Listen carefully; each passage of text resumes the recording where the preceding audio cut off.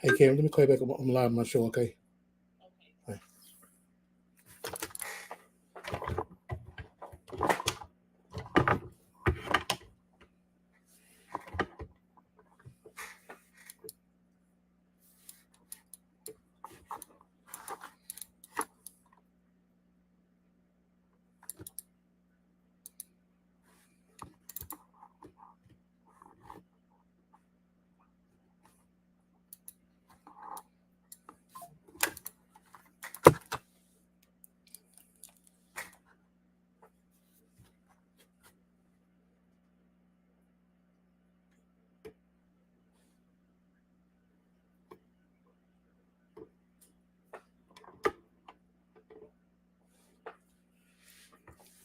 Waiting on my guy Dex to join us. We actually live with another show tonight. Hey, you hear Dex? Yeah, I can hear you. Okay. Hey, we live tonight. Hey, Dex. Hey, it's playoffs time. Yep. It's win or go home.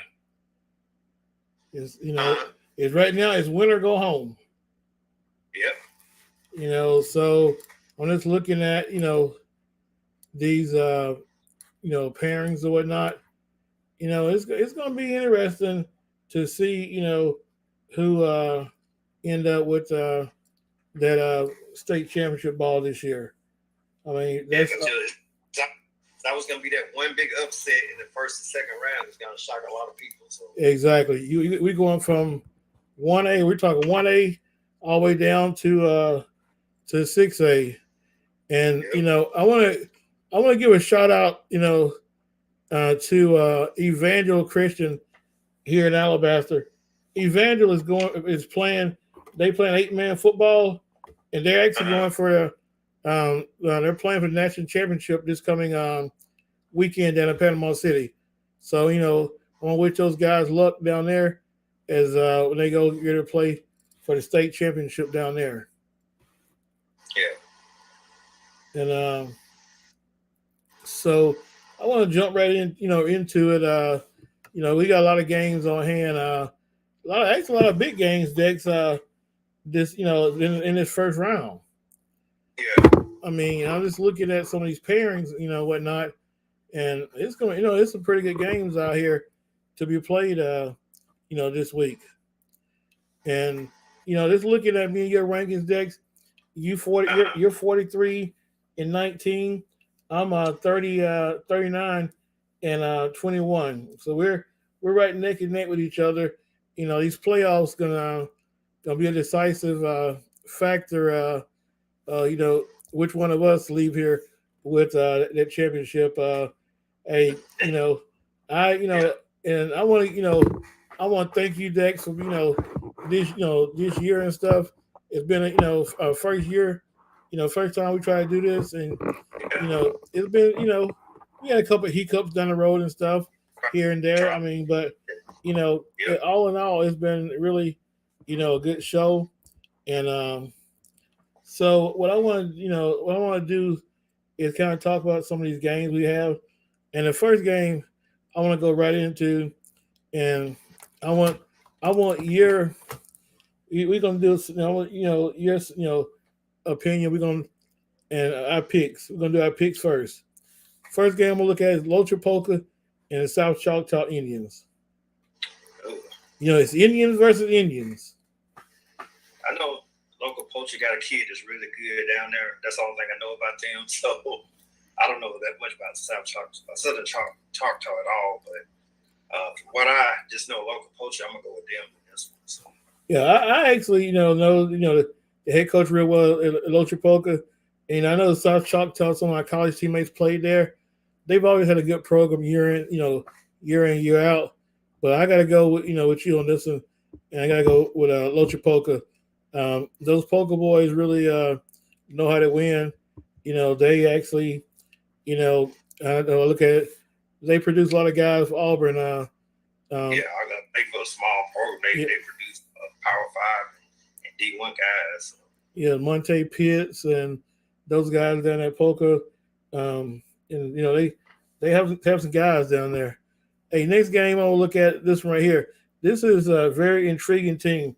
They went for AISA a year ago to, you know, being playing in public school now, and I know their head coach done that real well. Also, Coach Josh Wright. Josh does a great job. He used to be at Bestman Academy. He's done a great job with this program. He got a quarterback down there, quiet as kept, maybe one of the top quarterbacks in the state. He's only a junior. Okay. And they're playing against. Let me pull it back up here. They got Red Bay Tigers. And I don't know much about Red Bay whatsoever. I'm going to go with Tuscaloosa Academy on that. Yeah, I'll go with you on that one as well. Okay. The next one we're looking at, those Gordo Green Waves and the Phil Campbell Bobcats. And who's that again? Gordo Green Waves and Phil Campbell Bobcats. Ooh. I don't know much about either of those teams, so I've just got to do a toss up. I've heard of Phil Campbell, but I'm going to go with the other team. Well, I tell you what, Gordo has a Wilder kid down there that's really special, and I definitely I'm going to go with Gordo on this one. The Wilder kid, he's committed to Memphis. He's a great athlete. I'm going to go with them. Okay. Next one, your neck of the woods, T.R. Miller versus Anniston. Will this be an early exit for Anniston this year? It's possible because they got the talent, but they're just not clicking on all cylinders for whatever reason. So I hate to go against the home team, but I think I'm gonna go with T.R. Miller. I'm going T.R. Miller too on this one. This another one. Here's Scottsboro Wildcats versus the Moody Blue Devils. Ooh, I'm going with Moody because I think they're pretty much full strength right now, right? Yeah, they're is Amon back yet? I think so. I think he's supposed to be back for the playoffs, but I'm not sure yet. So they're full strength. I know. When I talked to him, he was thinking about this, waiting, rehabbing, and whatnot, not coming back this year, and rehabbing and stuff. But still, they got a great running back over there. They got a great Charlie Johnson, the quarterback, is really a 25 kid is really good. I'm going Moody on this one. Yeah. Okay, here's one for you. Fort Payne Wildcats and the Mortimer Jordan Blue Devils. I know. For Fort Payne, I know they got a pretty good quarterback up there that's putting up a lot of numbers. Mortimer Jordan, I don't like that a Mortimer Jordan of old, but I think I'm gonna pick Mortimer Jordan on this one. I just got a feeling about it. Well, I'm gonna go with Fort Payne on this one, Dex. Okay. I gotta go with Fort Payne on this. I saw Mortimer Jordan play against Mount Brook, and I don't know. I guess I can't really, ride on this one. I gotta go with Fort Payne on this one. Next one we're gonna look at. This is a very intriguing one too. The Baker Hornets versus Auburn Tigers. I think I'm gonna just go with Auburn on this one. Keith Eldridge. I know Baker has a lot of good players, but Keith is a veteran when it comes to playoffs. So I'm gonna go with Auburn on this one. Well, Dex, we only got one split decision right now. That Fort Payne and Mortimer Jordan. I'm gonna go with Auburn on this one as well. The next one I'm gonna go with. We're looking at the Austin Black Bears versus Vestavia Rebels. Vestavia. Okay, I'm going to Vestavia in this one as well. Florence Falcons versus Thompson Warriors. Thompson. It's playoff times, and one thing about it, I'm going to tell you one thing about it. It's playoff time, and you can't count Thompson nor Hoover out. I don't care the year that Hoover had. It's playoff time. You can't count either one of them out right now. And Hoover is a different team with Jonah Winston at quarterback. I watched him play against Thompson. Jonah is special, and they're a different team with Jonah at quarterback. And I'm gonna say this, say so myself. He makes plays with his legs, and a lot of those kids over there, they play, up to his, standards because they know where, what he believes in, and Yeah. I got to go with, on this, ride right here. I'm going to say, it's going to be, Hoover and Thompson. Like I said, Thompson, the 4-time defending state champs, and they turn into a different program in the playoffs as well. And you think about it, they're the 4-time state champs. What people don't realize, they've only lost one playoff game the last 5 years. Yeah. They went to the state championship, the year before, and they got beat by Phoenix City the year before. So, Coach Freeman, when it comes to playoff time, Yeah. they step it up the next level. Yeah. Hewitt Trussell and Bob Jones. He would trust on this one. You know, I'm going to go. I'm going with Hewitt Trussell also, but it's something about you know Hewitt this year has been like Jekyll and Hyde, Yeah. I'm and talking about they up and down. Yeah. So is Vestavia. Vestavia goes and blows out. Helena tonight 44-0, and Helena is actually a really good team. And they turn around, and then they play. You know, they get they lose games. Other games they lost and stuff. They get blew out by Hewitt Trussell. Hewitt Trussell gets blew out by Spain Park. Is this it's a weird. That region this year is really weird. It's that's being one of the top and regions. that's how Anderson is. Like, they can play good one week, and next week it's like they don't even show up. So yeah, it's I don't know if they consider these like trap games or they may be overlooking teams. I don't know what the issue is. Like I say, from one week to the next, it's like a big win and a big loss. So Yep. So hey, also Dex, I gotta say, I gotta give a special shout out to I gotta give a special shout out to the Riverdale Warriors. Riverdale, we had Coach Creasy on the show a few weeks ago, and that's probably between that region and the Hoover Thompson region is probably the two toughest regions in the state.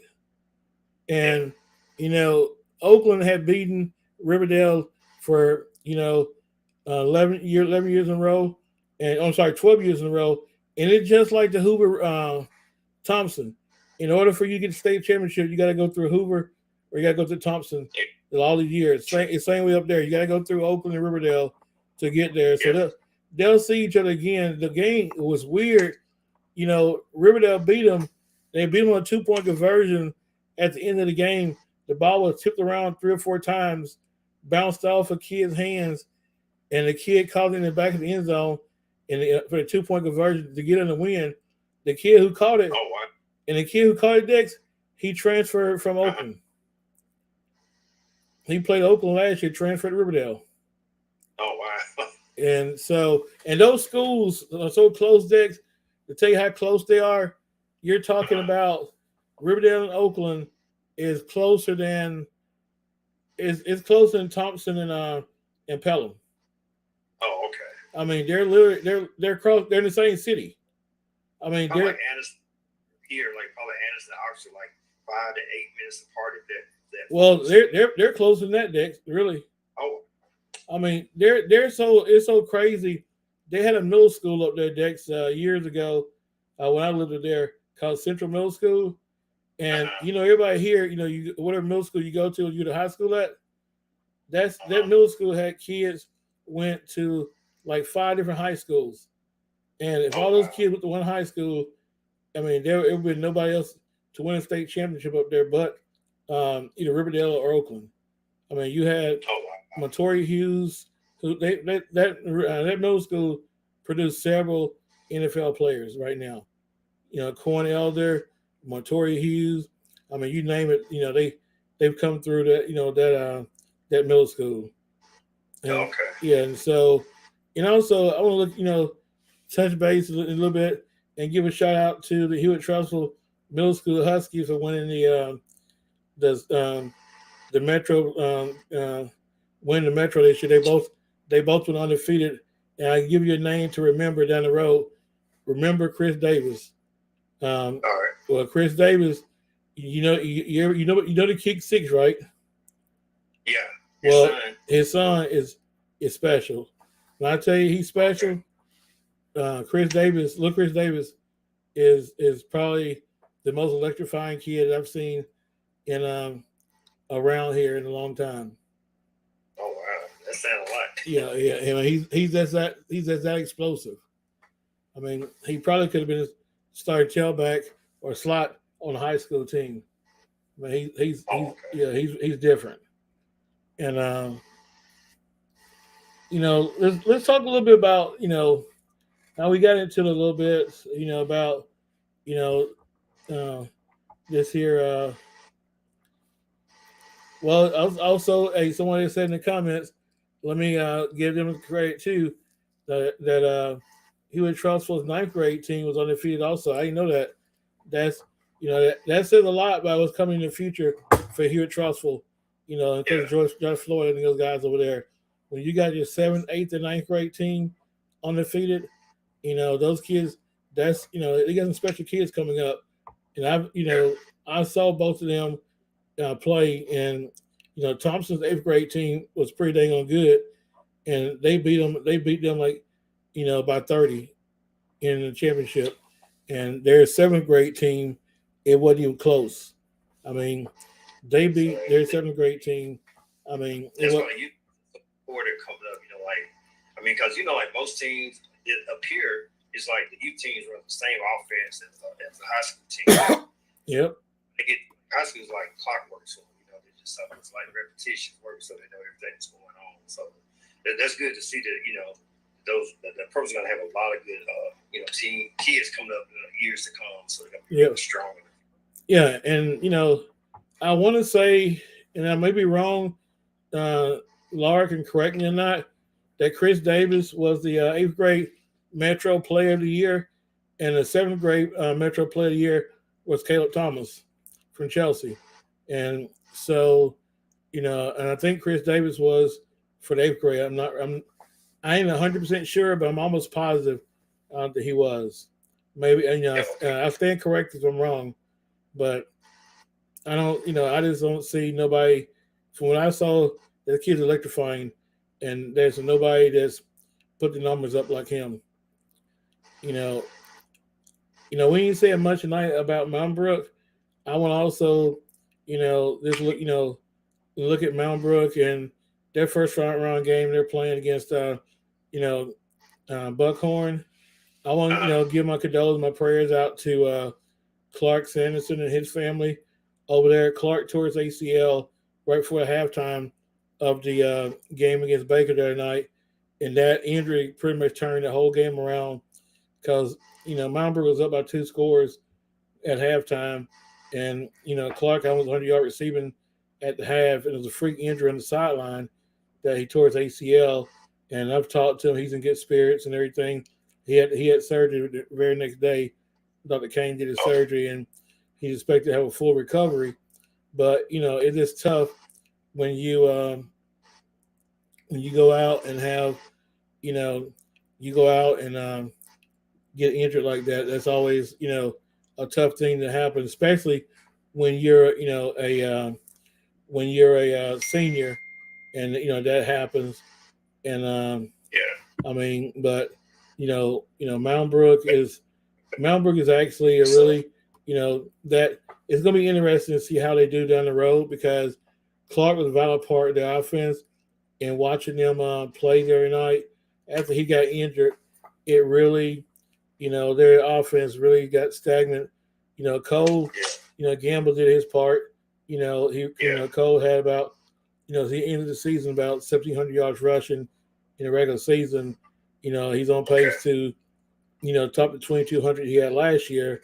But having Clark being injured, it does some of the young guys got really got to step up, Yeah. and whereas maybe you know where a guy that wasn't playing that much or whatnot has to step up and be a factor for them. Um, Okay. so but like I said,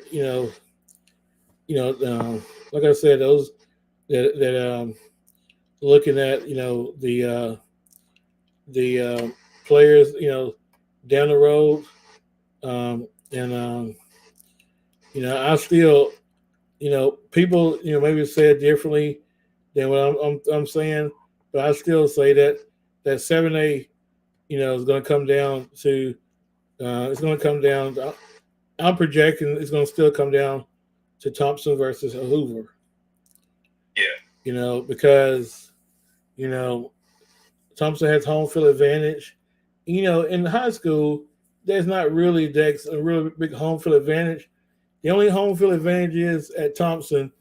You gotta walk a mile to get from the gym to To the up field. to the field. Yeah, that's a good walk. But I just think it's going to come down to you know that Thompson Hoover rivalry again, and then in the South, it's going to be interesting at 7A because you got Auburn, Phoenix City, Mary Montgomery, and I don't Dex. Everybody really sleeping on Mary Montgomery. Yeah, I mean they actually was 0-10 2 years ago, and they're undefeated this year so Mm-hmm. far. So I mean, whatever they're doing it right. So Yeah, I everybody's haven't had much of, but from what I'm hearing, they actually really legit. everybody's sleeping on them. So I just wonder who plays them first. I had to look at the brackets. Will it be Auburn? Or will it be Phoenix City? Because somebody Yeah, somebody has to play them, and so they're that's gonna be an easy out. So no, it's yeah, exactly. So I mean, whereas it's one good thing about it.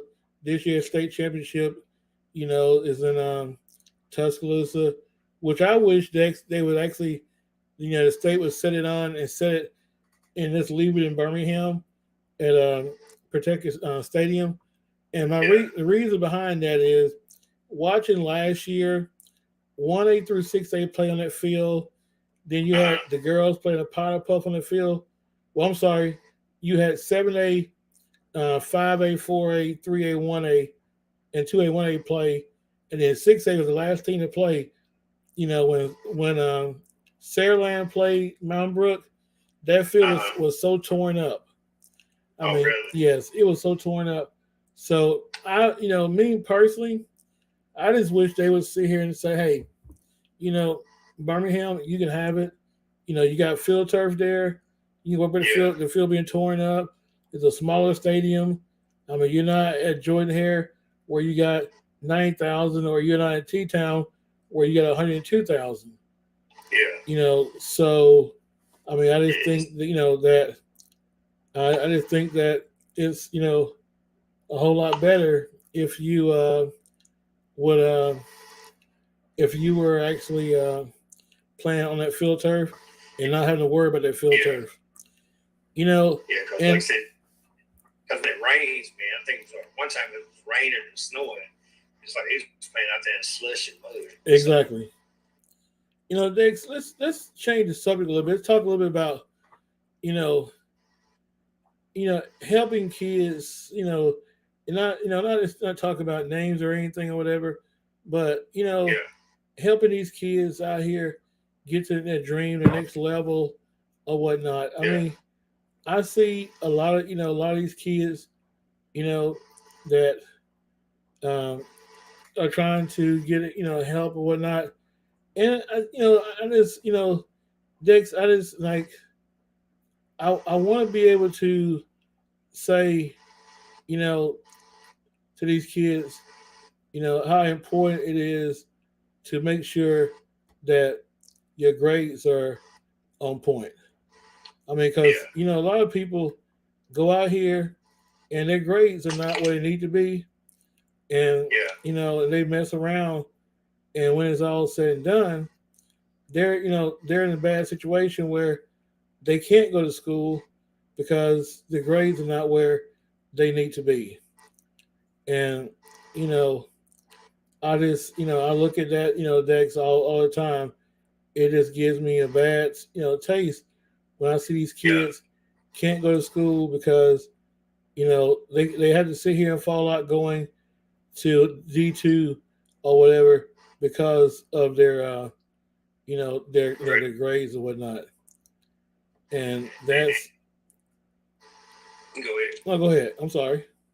But then too, another thing that I wish kids would realize, the things that they do, the actions, have consequences. So I know a lot of kids, they kind of mess up their chance of playing college ball because some of the choices they made. How we always say keep your friends close or something like that. Your circle, you gotta watch your circle, because everybody doesn't want to see you succeed. Exactly. And so I've seen a few kids that actually got in trouble. Like, man, what were you thinking? And it really hurt them as far as their college career. So you can have friends, but at the same time, your real friends, they're not gonna do anything to try to get you in trouble or mess you up. So just be careful who you guys run with sometimes. So, because like I said, everybody doesn't want to see you make it. And that's so true, because some people look at the fact that they didn't make it. So like how you always say misery loves company, and it's like they didn't make it, so let's sit here and pull the next man down. And some people really do. And you got to watch what you post on your social media too.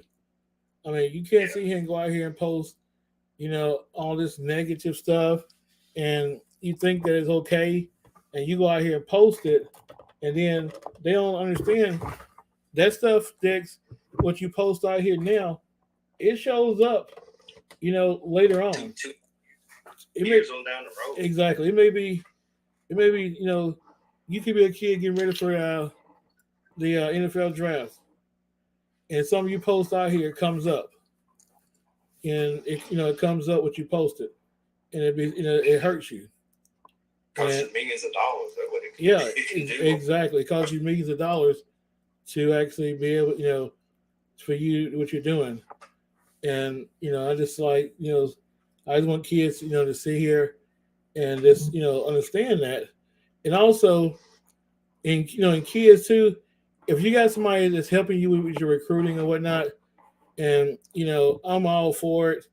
Do what you got to do to get to the next level, but make sure that person who's helping you with your recruiting has an idea. One, has a relationship with these college coaches that are legitimate. For one, two, that person is not a fan. That person is not a fan. That he's genuinely trying to help you. And then the other thing is, find out if he ever played college football before. I mean, has he ever played? Because, there's like coaching the game. It's few and far between guys that can coach the game that played the game, that have never played the game.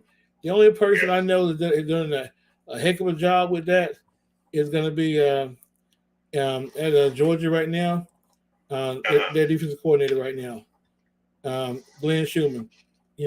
Schumann never played the game, but he's a mastermind, a defensive coordinator, and he knows the game, and in and out. But you got these guys out here. Everybody want to help you, but you need to do your homework and find out, what relationship do they have with these college coaches, and can they sit here and, they'll tell you all day long that I have a relationship with this coach, that coach, or whatever. But when it's all said and done, do they really? Yeah. I mean, anybody can sit here and be in Coach Saban's after the game is over, when he comes through and shake everybody's hand, and you're in the room right there, he shake your hand, and you post a picture that he shake your hand and make it look like that you know him, and 2 minutes later, if somebody asking your name, he can't tell you. Okay, he's shaking a million hands. So this, be smart about, what you're doing, and that's what I leave with everybody. And next week, we could be only round 2 of the playoffs. Hey, it's gonna be some people next week, next gonna be playing basketball.